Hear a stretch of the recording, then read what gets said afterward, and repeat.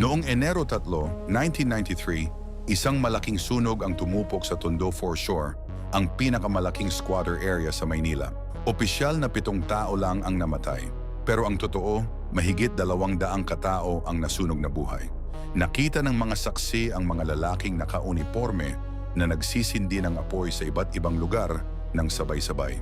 Hinadlangan pa nila ang mga daanan para hindi makatakbo ang mga residente.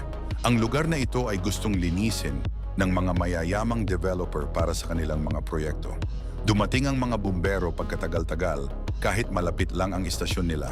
At nang dumating na sila, sa mga gusaling pangnegosyo pa sila tumulong, hindi sa mga nasusunog na tahanan. Madaling gumawa ng mga libingang pangmaramihan para sa mga hindi nakilalang bangkay.